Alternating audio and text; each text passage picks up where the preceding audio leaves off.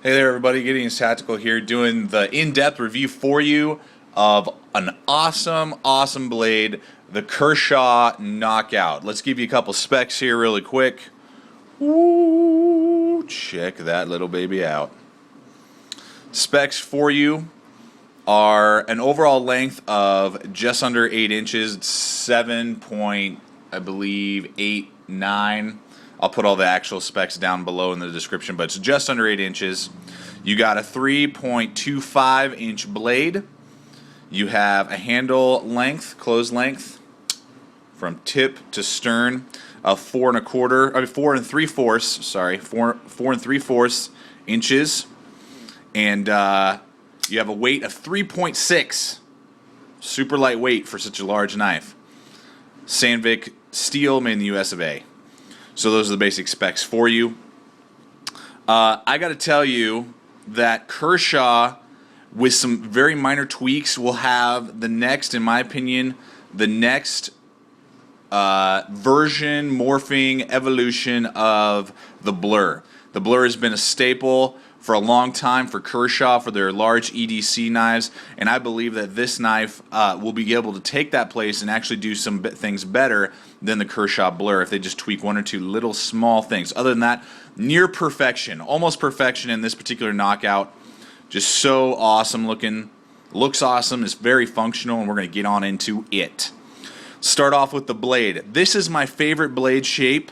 This is probably the best blade I've ever seen, and I'll put it this way: if I was designing my own pocket knife, even or small fixed blade, this is the blade shape exactly I would pick, because we got full flat grind. We got to love that. We have an awesome amount of belly, huge sweep to the blade, great for slicing, but we also have an aggressive drop point, so it's very good at piercing as well. This is going to stab really well and penetrate just as well as it will be able to cut and slice with this large amount of belly that this particular blade has. So it's the best of both worlds, of both belly for cutting and slicing, and piercing and stabbing because of the aggressive drop that it has. It can penetrate very well. This is a stonewash finish. Really like that. It's a little bit different than their usual satin finish. And we got a little bit of a wedge up here for probably to cut down on the weight a little bit. Good strong tip, better than the Blur. I'm going to compare this somewhat to the Blur just for you. Here's the average Blur. You can see the difference. Much stronger reinforced tip than the Blur, which is nice.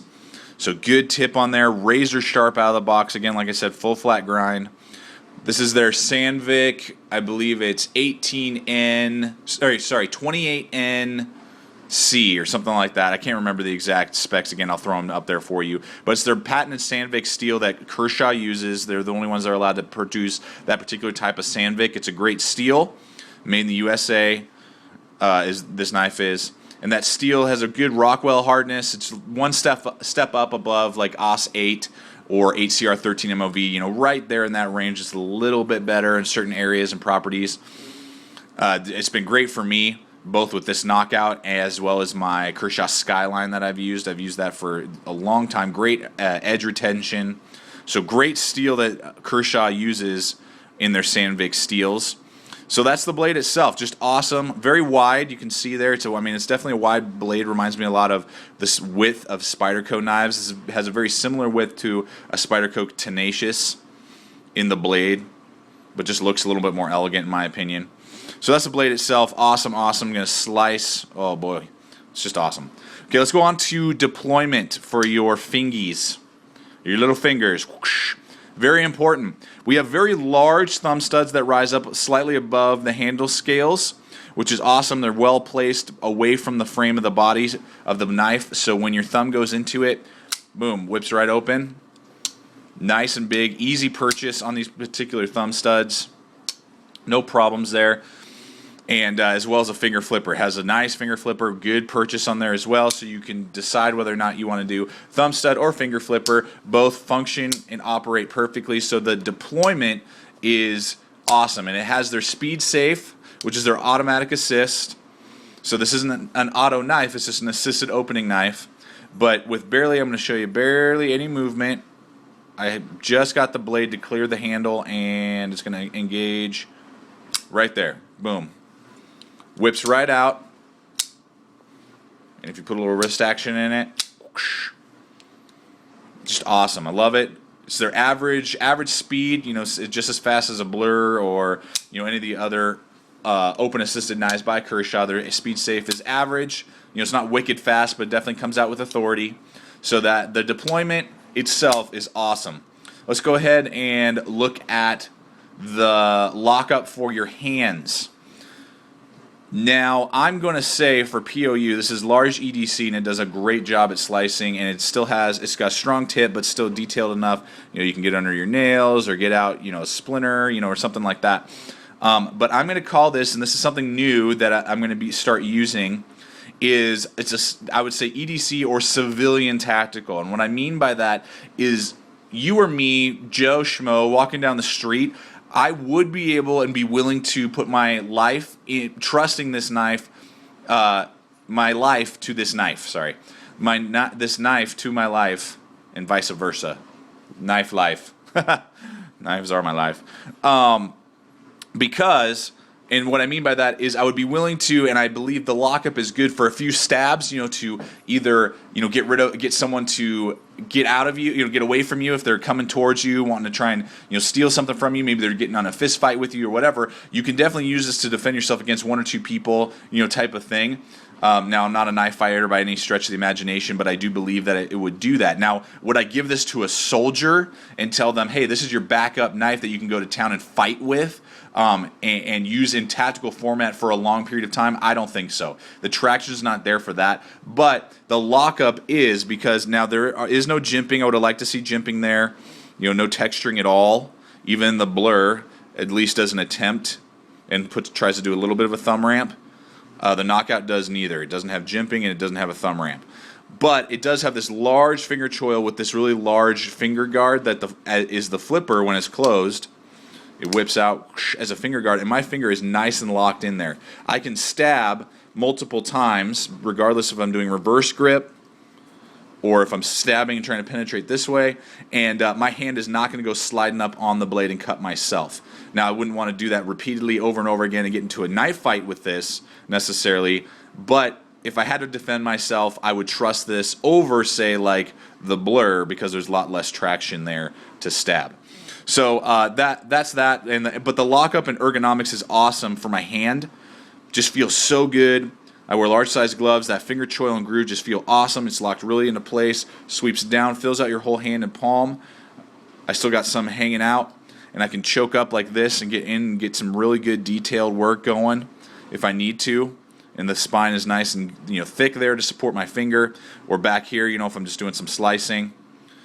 So overall, the ergonomics are awesome. For that, let's look at blade lockup. Is fantastic. This is called a subframe. So it's almost a frame lock, but there's slight differences. You can see if you look at it. This does purchase 50% of the blade, locks right into place, no wiggle, left, right, up, down, 0. Awesome lockup, fantastic, super thick. And that's why, again, I think I can use this in a penetrating motion, stabbing if I have to defend my life. I could do that. So the lockup is fantastic, as well as the subframe lock. No wiggle whatsoever, left or right.